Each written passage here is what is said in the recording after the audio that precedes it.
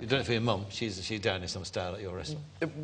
Yeah, I mean, it's bloody hard having your mum in the dining room.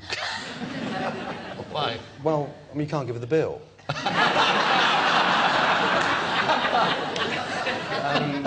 And then she wants to eat her lamb bloody well cooked. And you say, look, Mum, let me just change things around. Let me just show you what it's like to eat pink. And you served it to me for 18 years grey. Let me just show you something different. So then she comes back and she says, you serve me anything with blood in it, I'll scalp your ass. So, you know, you get a little bit freaky. So when the ticket comes into the kitchen and it's her order, I'll make sure that the cooks and the brigade and Mark Sargent, the head chef, will not realise that's my mum's table because the lamb's well done. What about this style that you've shown in various television programmes that you've done? This very abrasive style, this sort of Alex Ferguson hairdryer approach to your staff. First of all, is there within the kitchens, is there that culture that's how it's done? Yeah, I mean, was it done to you? Yeah, you can't... Of course it was done to me, and it's in the process of training. It's the industry language, and it's something that, you know, you can't just pick up excellence and brilliance. You've got to be in there. And I see it as no different to half-time in a changing room with the doors locked, and, you know, you're getting absolutely pummeled, whether it's Jock Wallace, Jock Steen, Alex Ferguson, or Kenny Dalglish, and you're losing 2-0 against a bunch of part-timers. I'm telling you, it's not... Come on, guys. Pull your thongs up. Try a little bit harder. We're only losing 2-0 and there's only 37,000 people watching you. And try not to get offside. So, you know, it's... And let's go back to service in the kitchen. And now, gentlemen, when you've finished washing the salad, would you mind passing the spinach? And please move quickly because time's moving on. They've only spent £2,500 on wine and, you know...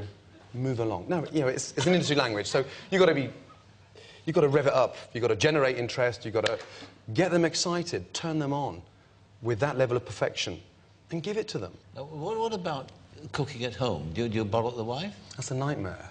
Is it? Well, I mean, it's not a nightmare, but, you know, I don't do dinner parties. You don't? Well, it's just a nightmare. I went round to one a couple of years ago, and this guy tried so hard. He made this gratin dauphinoise, and it was sliced potatoes with cream and garlic, and I took a bite, and, you know, I crunched, and he said, everything okay? I said, yeah, it's fine, but you forgot to take out garlic. And so I sat for half an hour with this clove of garlic under my tongue, because I didn't want to say to him, no, you dickhead, you left the garlic in. When Tana has a party and she has her girlfriends round for dinner, they're expecting, you know, a ravioli lobster, poached lobster bisque with a fine basil puree, fillet of beef rossini, and you know, maybe a lemon meringue pie. But out comes a cottage pie. Or if it's not a cottage pie, it's a shepherd's pie. And if it's not a shepherd's pie, it's a Caesar salad. So, you know, we don't really do that stuff at home. But you have 2 kitchens, don't you? Well, I mean, you have his and hers cars, don't you? You've got 2 kitchens in the house? 2 kitchens. Got the most amazing, beautiful, lower ground floor kitchen for my wife, and I've got this lovely, stunning 1,500 square foot kitchen upstairs. What do you mean? With a code lock on the door.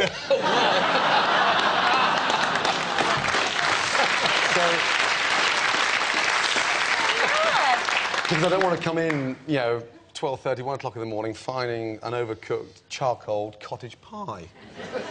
And, you know, I like my kitchen at home. It's my sort of little play area that I can really develop.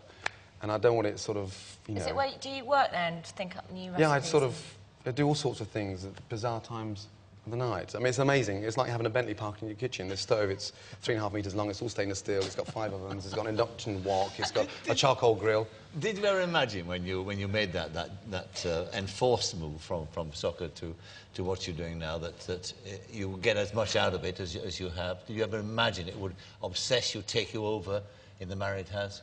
I think it's a dream come true. But I've pushed myself to the limit, and the most exciting thing about food is there's never 2 days the same. And France confirmed for me how good I understood food and how comfortable I was living in Paris. And you find out a lot about yourself when you're in a strange country, can't speak the language. You've got basically 10, 15 quid a week to survive on. You're working in a cafe Saturday, Sunday to get some cash. and you're working in a 2 or 3 Michelin-star establishment Monday to Friday, and you really think you're the bee's knees, and you become fluent in French, you get yourself a French girlfriend, and that was a little bit tiring sometimes because it was very passionate, as you know, and it was like going to bed with a Rottweiler strapped to your chest.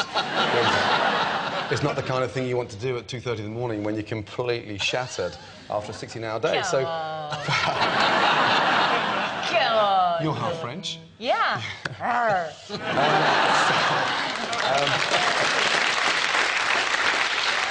So that was the real sort of passion that sort of came out, and I really wanted to become passionate about my career, and I learned a lot there.